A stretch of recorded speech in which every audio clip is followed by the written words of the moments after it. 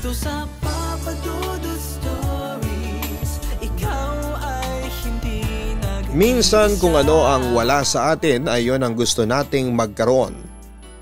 Normal lamang na maghangad tayo ng bagay na wala sa ating mga kamay.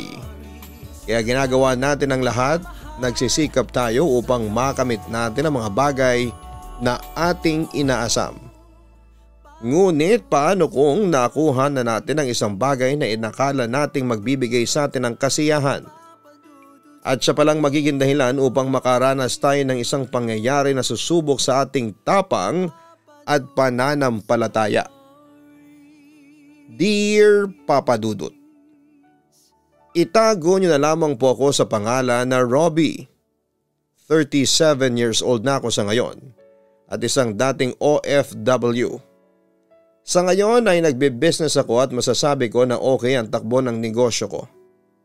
Naibibigay noon ang lahat ng pangangailangan ko, lalo na ng aking pamilya. Pero bago ko makuha ang success sa aking business ay may pinagdaanan muna akong hindi maganda. Actually, hindi lang ako kundi maging ang aking buong pamilya. At iyon ang aking ikukwento. Mahirap ang pamilyang pinanggalingan ko. 4 kaming magkakapatid at ako ang pangalawa. Lahat kami ay lalaking magkakapatid, Papa Dudut. Sa isang squatters area kami nakatira. Labandera ang nanay ko at kung minsan ay nangangalakal siya ng basura. Ang tatay ko naman ay nagtatrabaho sa isang paggawaan ng toyo. Hindi ganong kalaki ang sinasahod niya. At dahil lahat kami ay nag-aaral na magkakapatid ay talagang kinakapos kami. Pero sa kabila ng aming kahirapan ay parang hindi napapagod ng mama at papa namin sa pagtatrabaho.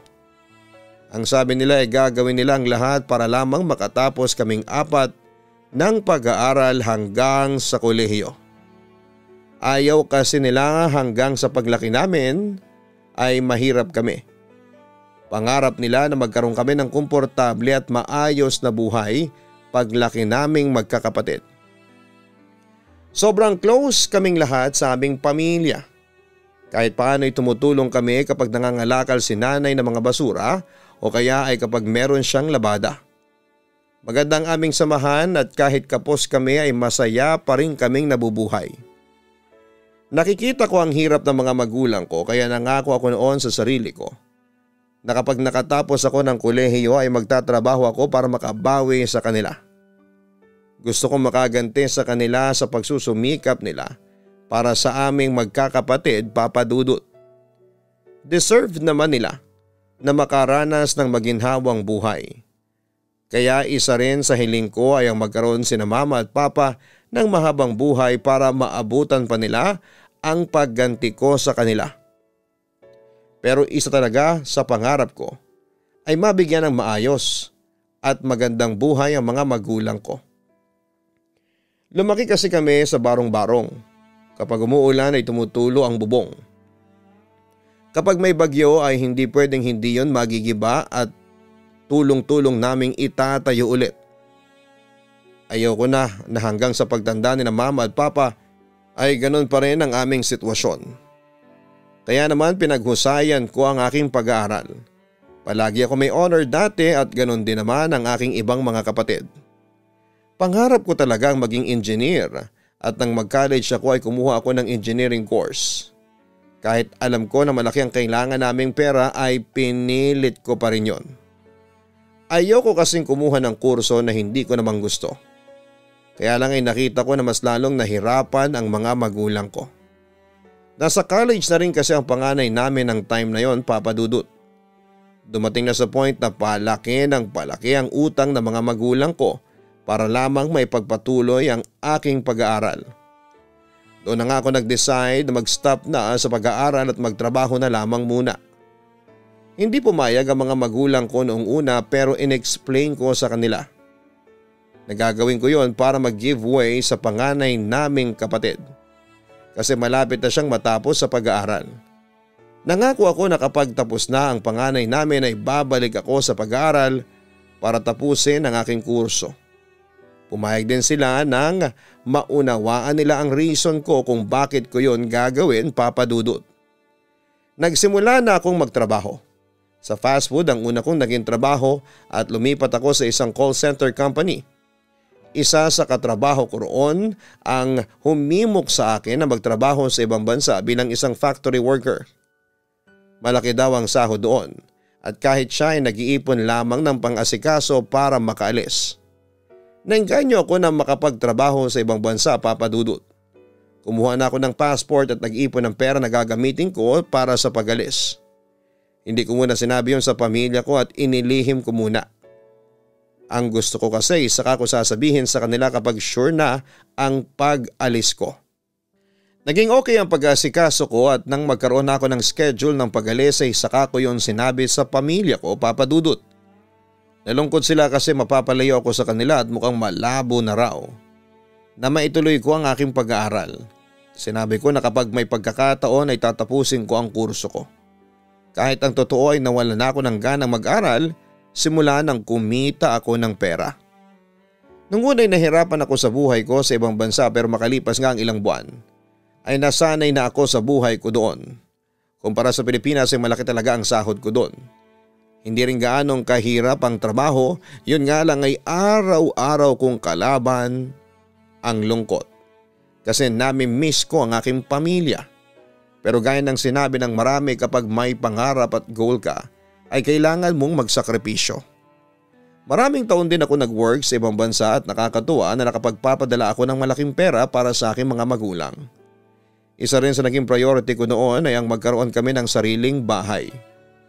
Walang kaalam-alam ang pamilya ko na nag-iipon ako ng pera para sa bagay na yon. Gusto ko kasi silang i-surprise kapag nakauwi ako na meron na kaming sariling bahay. Yon ang magiging pinakaregalo ko sa kanilang lahat. May nakakausap na akong tao noon na nasa Pilipinas na ibinebenta ang bahay niya na may 2 palapag. Alis na kasi ang buong pamilya niya at pupunta na sila ng Canada para doon tumira for good. Mura ang bahay kung ikukumpara sa laki noon kaya talagang nagkaroon kami ng interes. May isang tao rin akong pinagkatiwalaan na tumingin sa bahay para masiguro kung okay ba talaga yon. Nang time na yon ay may nakaka-chat akong babae na nasa Pilipinas na naging girlfriend ko. Si Demi. Isa rin siya sa dahilan kung bakit gusto ko nang makauwi ng Pilipinas para magkita na kami ng personal. Nang magkaroon ako ng sapat na ipon para sa bahay at sa business na gusto kong itayo ay pumirma pa ako ng isa pang kontrata at nang matapos ko yon ay saka ako umuwi sa Pilipinas, Papa Dudut. Hindi muna ako nagpakita sa family ko at wala silang alam sa pag-uwi ko. Inasikaso ko muna yung bahay na gusto kong bilhin. Personal ko yung pinuntahan at aaminin ko na unang kita ko pa lamang ay nagustuhan ko na yon. At na-imagine ko na yon na talaga ang magiging bahay namin ng aking pamilya. Nagkita na rin kami ni Demi at mas minahal namin ang isa't isa nang magkita kami ng personal. Kahit meron siyang trabaho ay talagang gumawa siya ng paraan para asikasuhin ko yung bahay at lupa para malipat na yon sa pangalan ng mga magulang ko. Siya kasi ang mas may alam kesa sa akin pagdating sa ganong klase ng bagay.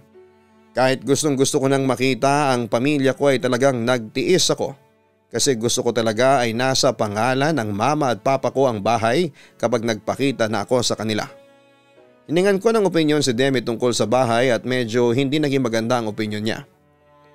Ewan ko ha, pero parang ang bigat ng dating sa akin ng bahay. Natanong mo na ba doon sa seller kung anong history ng bahay na yan? Ang sabi pa ni Demi. Ang sabi niya ay 10 years na yung bahay na yon. Wala naman siyang nababanggit na masamang nangyari doon. Sa akin naman ay magaan yung bahay saka maaliwalas ang turan ko. Sa akin lang naman yon, pero kung para sa iyo ay okay, go mo lang. Ikaw at ang family mo naman ang titira dyan. Pero kung sa design ng bahay, okay sa akin. Matibay pa rin at kaunti lang ang dapat na ayusin at baguhin, ang sabi pa ni Demi. Sa wakas makalipas ang ilang buwan ay nailipat ko na sa name ng parents ko ang bahay at lupa, Papa Dudut. Bumili na rin ako ng mga gamit na kailangan namin. Saka ko na dadagdagan kapag nagkaroon ulit ng budget. Doon na ako umuwi sa amin at tuwang-tuwa silang lahat nang makita ako. Sinabi ko sa kanila na meron kaming pupuntahan. Ang sabi ko ay magbabakasyon kami kaya magdala sila ng mga damit. Nag-arkila ako ng isang van at ginamit naming sasakyan.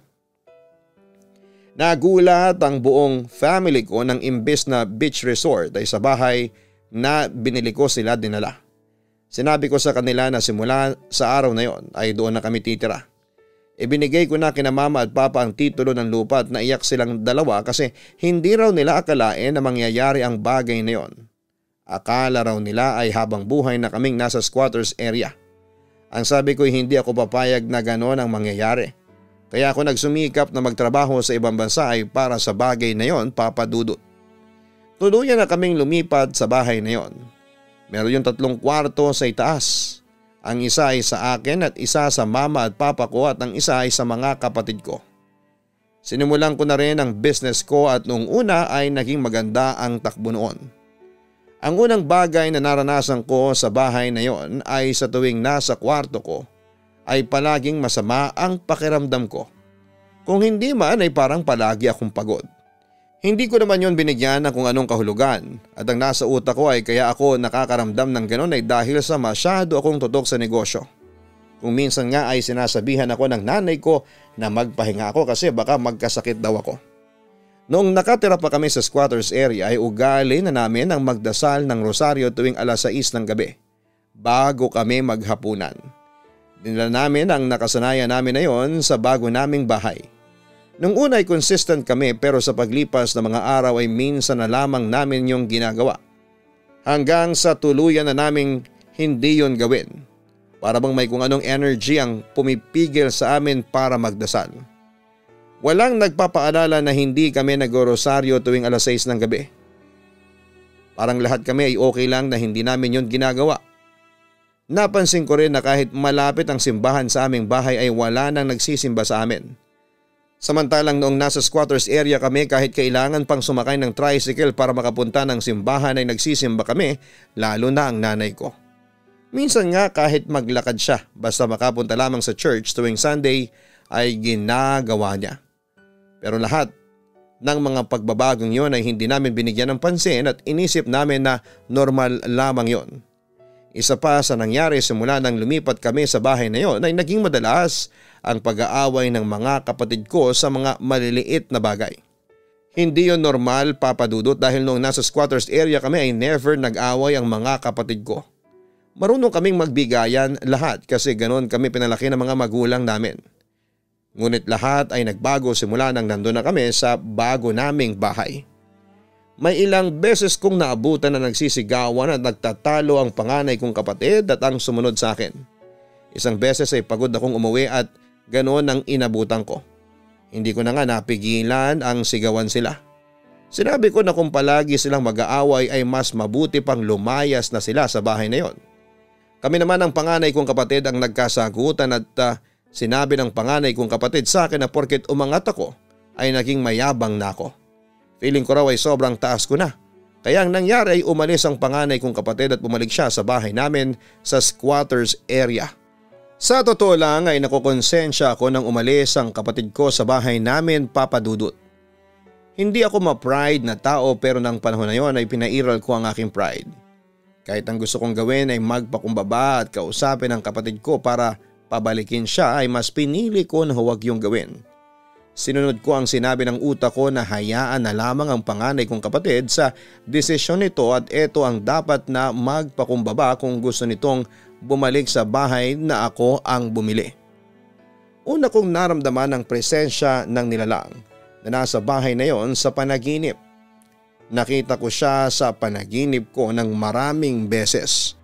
Nakaupo siya sa sofa sa aming sala at malaking lalaki siya na may mapupulang mata.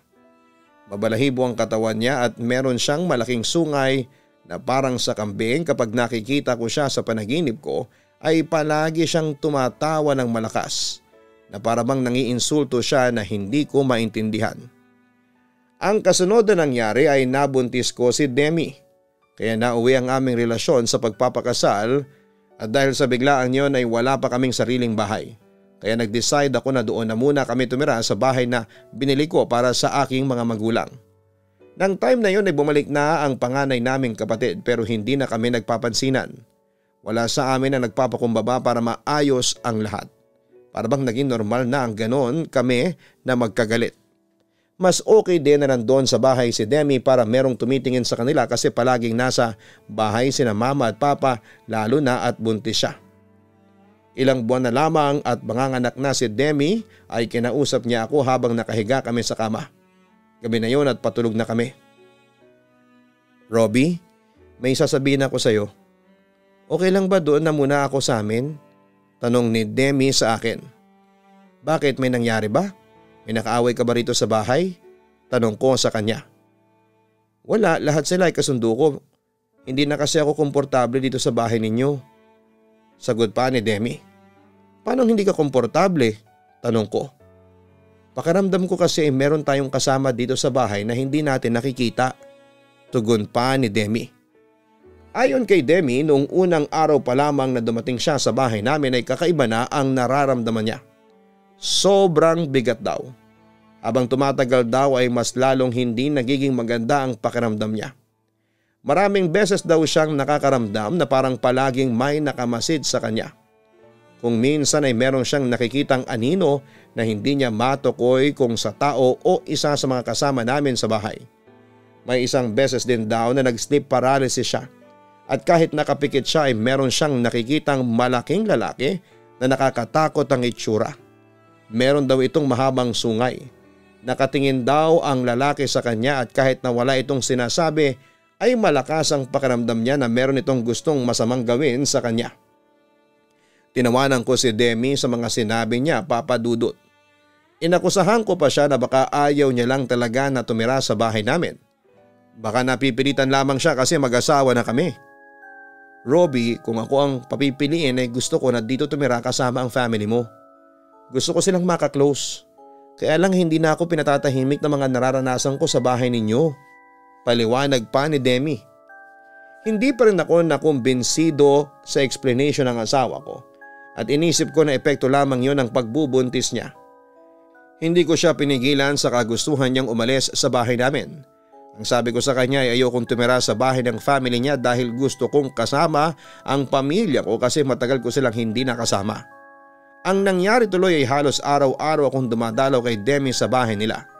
Nagkasundo kami na saka na kami magsasama kapag meron na kaming sariling bahay. Simula nang umalis si Demi ay mag-isa na lamang ako sa kwarto at naging kakaiba ang pakiramdam ko.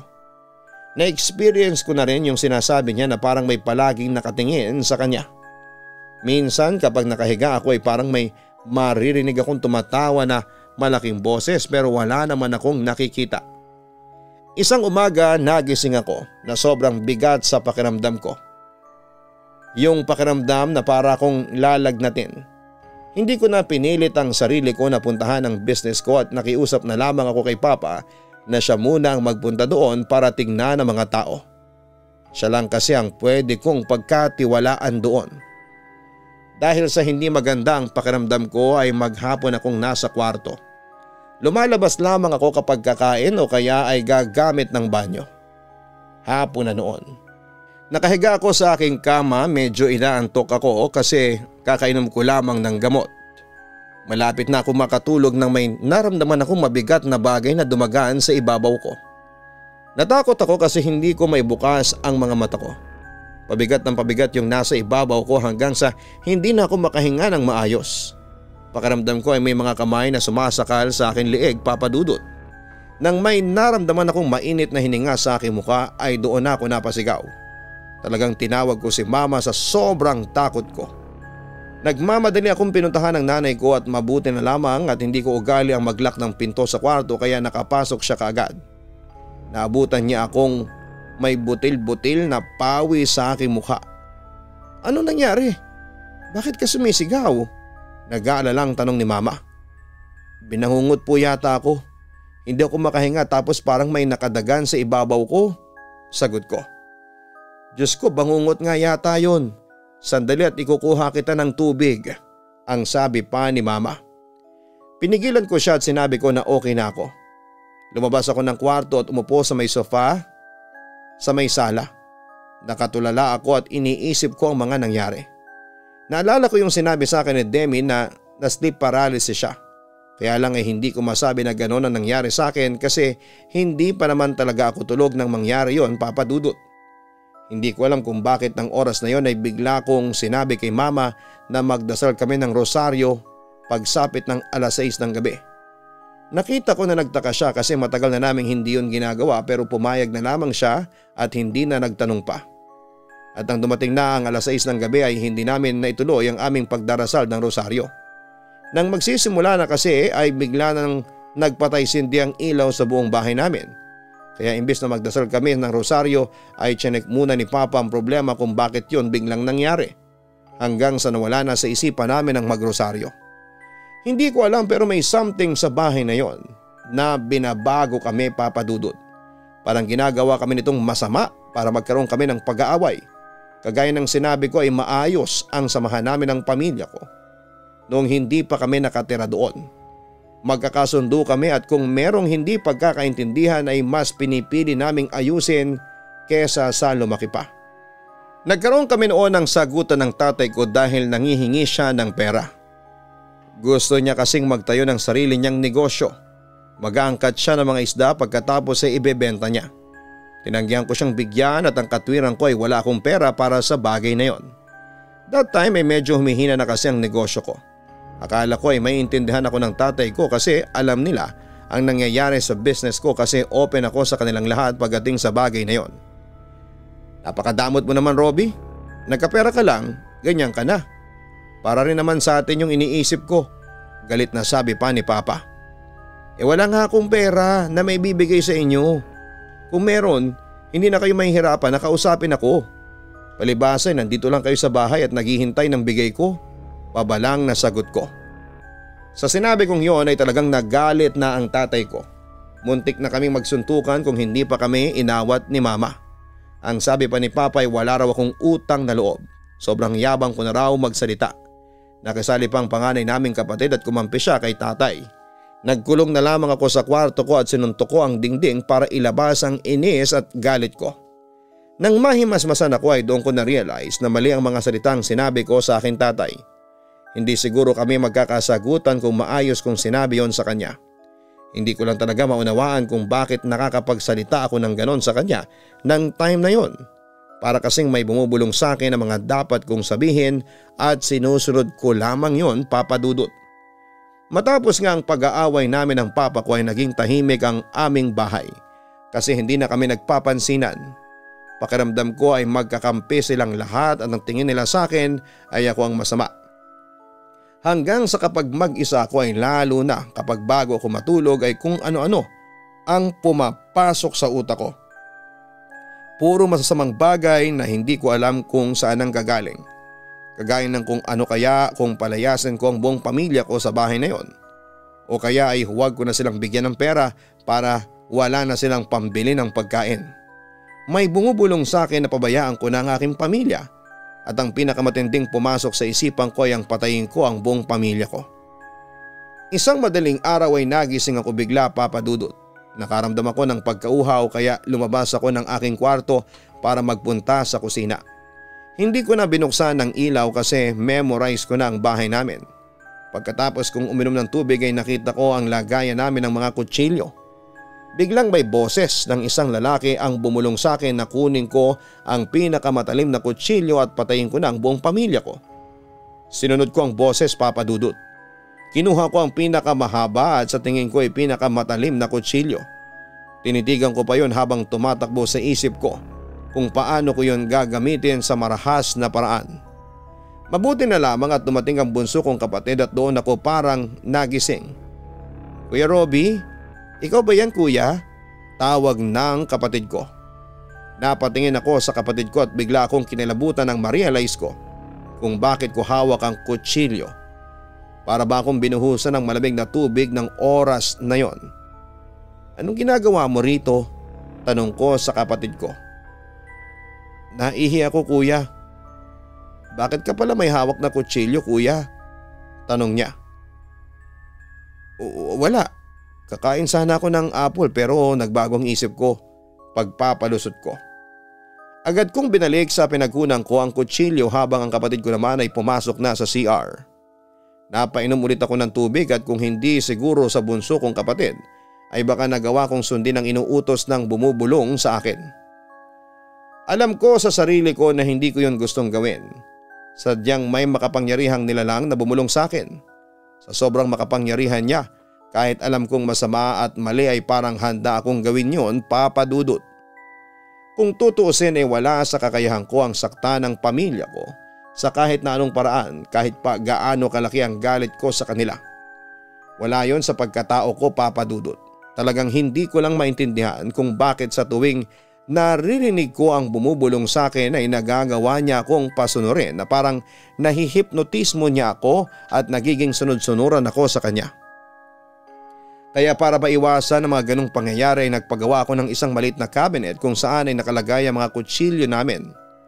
Nagtaka si mama kung bakit ako nagpagawa ng ganon at sinabi ko na para sa safety namin at para maiwasan na rin ang aksidente. Sa ibang tao ko pala ipinagawa yung cabinet kahit na pwede ko namang ipagawa yon sa tatay ko kasi marunong siya sa mga ganong klase ng bagay. Pero dahil sa magkaaway pa rin kami, ayokong maunang makipagbati sa kanya ay hindi ko yon pinagawa sa kanya, Papa Dudut. Kahit ako mismong sarili ko ay hindi ko nakikilala kung minsan, Papa Dudut. May mga bagay akong naiisip na hindi maganda at hindi ko alam kung bakit nakakapag-isip ako ng ganon. That time ay hindi ko pa naiisip na merong kinalaman ang bahay na yon sa mga pagbabagong nangyayari sa amin ng pamilya ko. Nang mga anak pa si Demi ay bumalik na siya sa bahay namin dahil na rin sa kagustuhan ko. Ayoko kasi na may anak na kami pero magkaiba ang aming bahay. Ramdam ko natutol si Demi sa desisyon ko na yon pero naisip niya rin siguro na meron akong point. Ang pangit kasi na lalaki at magkakaisip ang anak namin na ganon ang aming setup. Sa unang gabi ulit ni Demi sa bahay namin ay sinabi niya na hindi pa rin nagbabago ang pakiramdam niya sa bahay na yon. Mabigat pa rin daw. Sinabi ko sa kanya na nasa utak niya lamang yon at kung palaging ganon ang iisipin niya ay talagang ganon ang kanyang mararamdaman. Robbie, may itatanong pala ako. Napabless niyo na ba itong bahay bago kayo lumipat? Tanong pa ni Demi. Nang itanong yon ang asawa ko sa akin ay doon ko na-realize na hindi namin napabless ang bahay na yon, Papa Dudut. Masyado kasi ako na-excite na makalipat kami ng pamilya ko doon. Kaya nawala na yon sa isipan ko.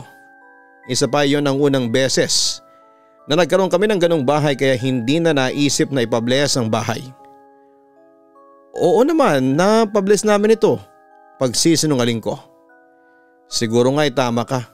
Baka nga nasa utak ko lang itong nararamdaman ko. Napa-bless nyo naman pala ito kaya walang problema, ang sabi pa ni Demi. Nakonsensya ako sa pagsisinungaling ko na yon sa aking asawa, Papa Dudut. Hindi ko kasi gawain na magsinungaling sa kanya pero sa pagkakataon na yon ay nagawa ko. Ayoko na kasing pahabain ang pag-uusap namin. Sigurado ako na kung sinabi ko kay Demi na hindi pa napapabless ang bahay namin ay pipilitin niya akong ipabless yon. Wala na akong oras sa ganung bagay dahil lahat ng focus ko ay nasa business ng time na yon at may chance na mawala na sa akin dahil humihina na yon. Isa pa sa tingin ko rin ay walang mawawala kung hindi mapabless ang bahay namin. Para sa akin ay isa lamang yung tradisyon na kahit na hindi gawin ay walang magiging problema. Lumipas nga ang mga araw at buwan na hindi pa rin kami nagkakaayos ng tatay ko. Walang alam doon si Demi pero siya na mismo ang nakapansin nang hindi namin pag-iimika ng tatay ko. Tinanong niya kung magkagalit ba kami ni Papa at doon ko lang sinabi sa kanya ang totoo. Pinayuhan ako ni Demi na dapat ay makipag-ayos na ako sa tatay ko. Kasi misunderstanding lang ang nangyari sa amin. Isa pa hindi raw maganda na magkagalit kami ng sarili kong tatay. Magkakayos lang kami kung siyang hihingi ng tawad sa akin. Ang sabi ko pa kay Demi. Walang mali sa pagpapakumbaba ha, Robbie. Lalo na at eto ang magiging way para magkaayos kayo, ang sabi pa ni Demi. Ayoko, hindi ka ba marunong makaintindi? Bulyaw ko pa kay Demi. Nagulat si Demi sa pagtataas ng boses ko. Kahit ako ay nabigla din kung bakit ang bilis uminit ng ulo ko. Hindi na nagsalita pa si Demi at iniwanan na lamang niya ako. Napansin ko rin na parang natakot siya sa akin. Hinayaan ko na lamang si Demi. At ang nasa isip ko ay saka ko na lamang siya kakausapin kapag humupa na ang emosyon naming dalawa. Baka mas tumindi pa ang pagsasagutan namin kung sakali na mag-usap kami, Papa Dudut. Kinabukasan ay nagising ako ng maaga. Wala na sa tabi ko si Demi at ang anak namin ay natutulog sa crib. Bumangon ako at lumabas ng kwarto. Nakita ko ang asawa ko na nasa kusina at abala sa pagluluto ng almusal habang katulong si mama. Nilagpasan ko sila at nagpunta muna ako sa banyo. Paglabas ko ng banyo ay napatingin ako kay Demi at napansin ko na may pasa siya sa magkabila niyang braso. Ano nangyari sa iyo? Bakit ka may pasa sa braso? Usis ako kay Demi. Hindi ko rin alam dahil siguro sa pagtulog ko. Pabali walang sagot pa ni Demi. Halata ko kay Demi na may tampo pa rin siya sa akin. Matapos ang breakfast ay umalis na ako sa bahay at nagpunta na sa aking business. Isa pa pala sa napapansin ko ay sa tuwing lumalabas ako ng bahay na yon ay gumagaan ang pakiramdam ko. Yung parang may naaalis na bigat sa dibdib ko. Hindi ko yung binigyan dati ng pansin. Bandang tanghali ay tinawagan ako ni Demi. Akala ko ay makikipagbati na siya sa akin pero hindi pala. Kailan ka pa natutong magsinungaling sa akin, Robbie? Pagalit na tanong pa ni Demi. Ano bang sinasabi mo? Naguguluhan kong tanong. Nagkausap kami ni Mama kanina at tinanong ko siya kung napabless na itong bahay ninyo. Ang sabi niya ay hindi pa. Bakit ka nagsinungaling sa akin? Turan pa ni Demi. Demi, napakalit na bagay lang yun. Pag-aawayan pa ba natin? Inis kong wika. Hindi ito balit na bagay. Iba talaga ang nararamdaman ko sa bahay ninyo. Bakit ba ayaw mong maniwala sa akin? Ang sabi pa ni Demi. Iginit ni Demi na dapat ay mapabless ang bahay namin para kung tama ang kutob niya. Na merong nakatira doon ay hindi namin nakikita at mawala na yon. Dapat daw ay mapaalis yon lalo na at nandoon ang anak namin. Kahit daw huwag ko na siyang isipin kundi ang anak na lamang namin. Para matahimik na si Demi ay sinabi ko sa kanya na pupunta ako sa simbahan para mapabless na ang bahay kapag nagkaroon ako ng libreng oras. Lumipas nga mga araw pero nawala sa isipan ko ang pagpunta ng simbahan, Papa Dudut. Mas naging tutok ako sa business namin. Kapag pinapaalala sa akin ni Demi ang pagpapabless ng bahay ay palagi akong nangangako na aasikasuhin ko na pero ang nangyayari ay palagi ko yung nakakalimutan. Nakulitan pa nga ako kay Demi at ang sabi ko kung atad siyang magpabless ng bahay ay siya na ang gumawa noon at wag niya akong inaabala dahil marami akong ginagawa. Alam ko sa sarili ko na hindi ko dapat kinausap ng ganon ang asawa ko. Kaya lang ay kapag nandun ako sa bahay ay mainit palagi ang ulo ko. Hindi lang naman ako ang ganon kundi maging ang ibang mga miyembro ng pamilya ko kagaya ni Papa at ng panganay kong kapatid. Kaya nga kami nagkaroon ng pag-aaway ng panahon na yon, Papa Dudut. Sa paglipas nga ng mga araw ay dumami ang pasa ni Demi sa katawan niya hanggang sa magkaroon siya ng sakit. Bigla siyang nawalan ng ganang kumain at namayat siya. Tuwing gabi ay bigla siyang magigising sa pagtulog at sisigaw na takot na takot. Palagi raw siyang nananaginip na merong demonyo na gusto siyang patayin. Dinala namin sa ospital si Demi para matingnan siya. Lahat halos ng test ay ginawa sa kanya pero normal ang resulta, Papa Dudut. Binigyan lang siya ng vitamins para gumana siyang kumain pero wala yung nagawa para ibalik ang dating katawan ng aking asawa. Isang gabi habang mahimbing kaming natutulog ni Demi ay bigla na naman siyang nagsisigaw. Napabangon ako para pakalmahin siya pero kahit anong sabihin ko sa kanya ay hindi siya tumitigil sa pagsigaw hanggang sa tuluyang ko na siyang niyakap. Paalisin mo siya! Paalisin mo siya! Nanginginig na sigaw pa ni Demi. Sino? Ang nagtataka kong tanong. Paalisin mo siya, papatayin niya tayo. Patuloy na sigaw ng asawa ko. Hindi ko na alam ang gagawin ko at mas lalo akong natataranta sa mga sinasabi ni Demi. Maya-maya ay may itinuturo si Demi sa isang sulok ng aming kwarto. Pagtingin ko doon ay kinalabutan ako ng sobra nang may nakita akong bulto ng isang malaki at matangkad na lalaki na merong napakahabang sungay. Namumula ang mga mata niya na para bang galit na galit siya. Pero napakabilis lang niyang nagpakita sa akin at agad din siyang nawala. Ngunit sa maikling segundo na nakita ko siya ay sumakit ang ulo ko at parang naduduwal. Pakiramdam ko ay biglang umikot ang paligid ko. Hindi ko masasabi na namamalikmata lamang ako, Papa Dudut. Sigurado ako sa mga nakita ko. Ang bagay na yon ang nagpakumbinse sa akin na totoo ang sinasabi ng aking asawa na meron kaming kasamang demonyo sa bahay na yon. Inisip ko rin na maaaring iyon ang dahilan kung bakit bigla kaming nagkakagulo ng aking pamilya at yung may bumubulong sa akin na gumawa ng hindi magagandang bagay. Kaya naman sinunod ko na lamang ang gustong mangyari ni Demi. Nakipag-ugnayan ako sa simbahan para mapabless na ang aming bahay. Simpleng house blessing lamang ang ginawa kasi madalian ang lahat. Inuna ko muna yon at sinantabi ang aking negosyo lalo na at isang araw lamang yon. Mabuti naman at nakinig ka na sa akin this time. Masaya ako na napabless mo itong bahay ninyo. Hindi mo ba nararamdaman? Ang gaan na dito ngayon, ang sabi sa akin ni Demi. Sorry kung ngayon ko lang pinaniwalaan ka. Kung hindi ko pa nakita yung demonyong yun hindi pa ako maniniwala. Turan ko. Hayaan mo, ang importante na pabless na ang bahay ninyo at sana ay palaging maayos na ngayon ang lahat. Lalo na kayo ng tatay mo at ng kapatid mo. Nakangiting wika pa ni Demi. Yan din ang isa sa mga gusto kong mangyari.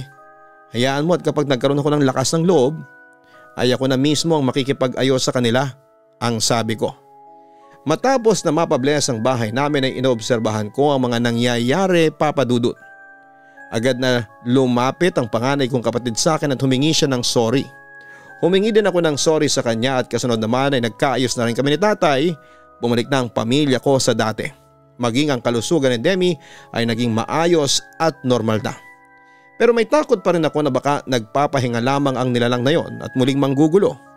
Kaya may kinausap kaming pastor ni Demi para mag-cleansing sa bahay at tuluyang mawala na ang hindi magandang energy doon.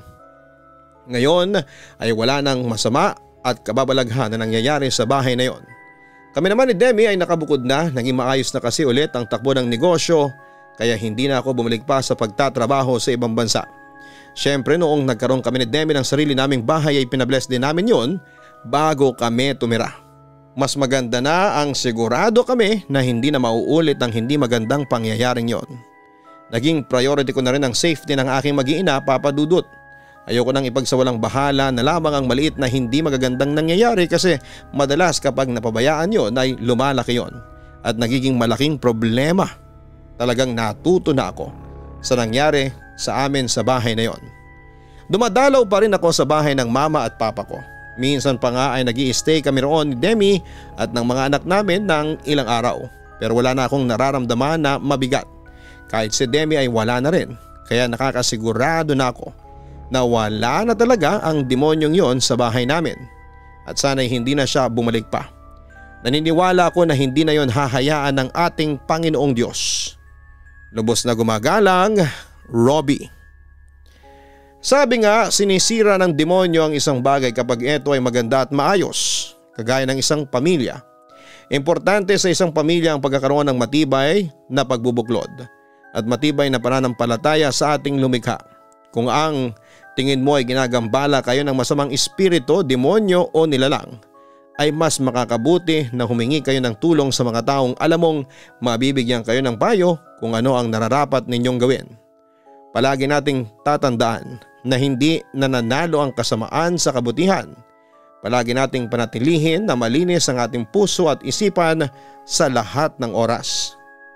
Laksan natin ang ating loob at dasal, lalo na sa mga oras na tayo ay binubulungan ng mga nilalang na walang nais kundi ang kasamaan.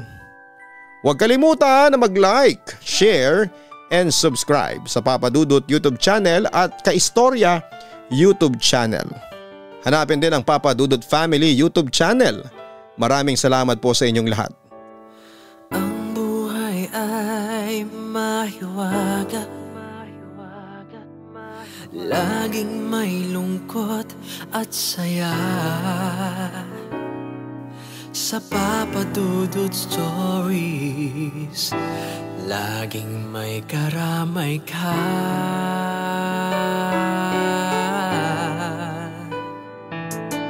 Mga problemang kaibigan, dito ay pakikinggan ka. Sa Papa Dudut Stories, kami ay iyong kasama.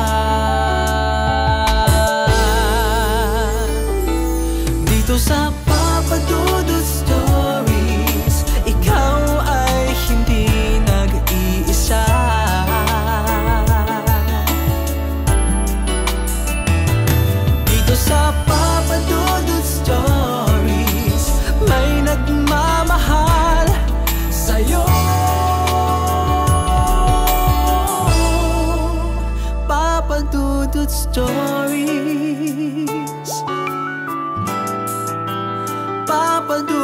Stories.